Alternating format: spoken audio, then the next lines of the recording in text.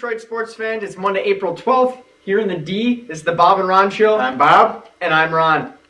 Well, Bob, it was an excellent weekend for the Detroit sports. Ron, excellent might be an understatement. Detroit Tigers sweeping the Cleveland Indians. And, huge performance by the Wings on the last game of the season. Let's get right to the rundown. Tell these fans what's on tap today. Definitely. The rundown today, we have, as you said, the Detroit Tigers versus the Indians. See a series recap. We have the Tigers also playing KC today. They lost, but we'll get into that. The Wings playing the Blackhawks Sunday. They played, and we're to that. We have a fan question, and we have our Detroit newcomer poll to look forward to coming up. I like it. So let's dig right into this, and Detroit sweeps the Indians. Ron, what do you got to say? Huge. I mean, we touched on opening day on our last show. That was on Friday, but I'll tell you, huge performance Saturday. Jeremy Bonderman out on that hill.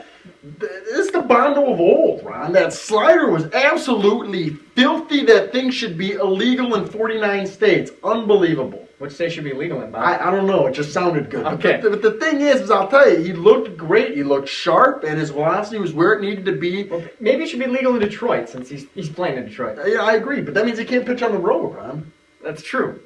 But whatever. We'll take Bondo at home if he's pitching that well. Exactly. Only at home. But I'll tell you, it was a great performance by him. And, I don't want to get ahead of ourselves, since, Willis and Bondo have only had one start apiece. But this is what we wanted to see. This is what we were talking about. This is what they needed to do. And that's what they're doing now. They're pitching well. Velocity's up. Getting some strikeouts. And the movement on Bondo's ball the other day. Absolutely out of this world stellar, Ron. I loved it.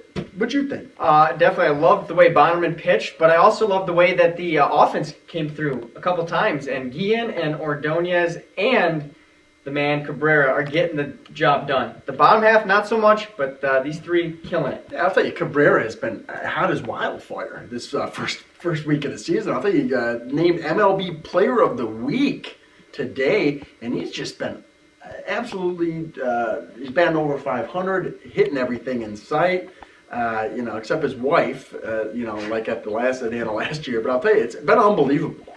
And hopefully he can continue that. And I'll tell you, as I said, the guy's clean, the guy's hitting well, the guy's slugging. Hopefully this continues, man. This could be the year of the Tiger. Screw 1984. Definitely don't count on Brendan. She has had a lot of doubles already this year. He's playing great. I really love to see Inge hitting the ball. But I'll tell you, Sunday, what happened with Verlander right on that hill? First meeting meltdown there? Yeah, that's going to be a problem if he does it all year. But he got off to a slow start last year, so maybe it's the same thing this year. He's going to heat up a little bit later. Yeah, I got to tell you, though, to see the offense come through in the ninth, drawing some walks, good base running by Guillen, getting in on that winning run on the wild pitch.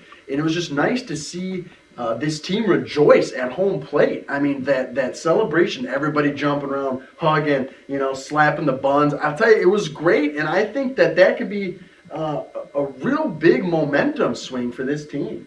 Definitely, and Monday was a different story as the Tigers lost the Royals 10-5. Wasn't a good outing for Scherzer at all, or Brad Thomas. Yeah, I'll tell you, Scherzer, gave up 5 runs, but only 2 of those were earned. I'll tell you, he didn't look very good. Gave up 9 hits today, which I didn't like to see at all. This Royals team just slugged the crap out of us, and 15 hits today. You don't like to see that versus a team like Kansas City. But I'll tell you, Ron, Brad Thomas in that bullpen, he's got to step up. Gave up 4 runs. He is probably the weakest link, though. Yeah, but you know how that goes. You are the weakest link. Goodbye. Well, if you're the weakest link, he's gonna be gone. Bobby C comes back.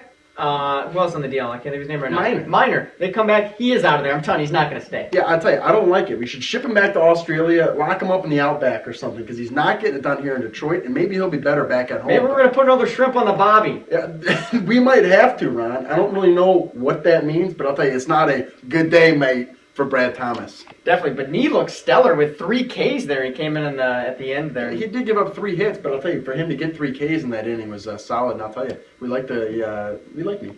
Definitely, and I'd say probably the one thing I have liked so far the whole season for the Tigers is they've been scoring runs. They've had at least 3 runs or more in each game. Yeah, and I'll tell you, Austin Jackson, huge. You look at yesterday's game, what he did. He had a couple hits, had a couple walks, had a stolen base, and that's what you want to see from Jackson, the guy that can do everything, keeping that good defense going as well. And, let's get right into our fan poll as well. Definitely, our fan poll.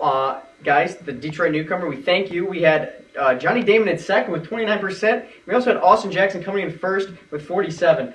We said Austin was going to win Rookie of the Year, so I think that's why he's the favorite newcomer. Well, yeah, I mean, you look what he's been doing so far this year, and he's just been having unbelievable stats. Guy's batting over 300, has 2 stolen bases, he's getting the walks, and I tell you, he has a triple and he has 3 doubles already. So he's really what you want to see from your leadoff man. And I tell you, if he can keep that up, just as our fans, he could be the favorite for the whole city. He might be everybody's Tiger if he keeps this up. Because I tell you, he's unbelievable. Looked great. Well, that was your Bob and Ron poll of the day, brought to you by Marv's. Nobody does it like Marv's. Moving on here, we're going to go to the Red Wings versus the Blackhawks. Ron, go ahead. I mean, huge victory again. Brad Stewart coming through 3-2 in OT. I'd love to see it from Brad. I mean, especially you got the defense. 4th of the year. He's just stepping up, and I'll tell you, he's kind of had an up and down year, a little bit of injury in there, but I'll tell you, it's been great seeing Brad get on that. But I'll tell you, Ron, who has been my wing since he's been back from that groin? Daniel Cleary. Back again, 2 assists in this game, and I'll tell you, he's been hot and hot and hot. He's going hot, hot, hot. Going into the playoffs, Danny, give it to me, baby, because I love what you're doing. Keep it up.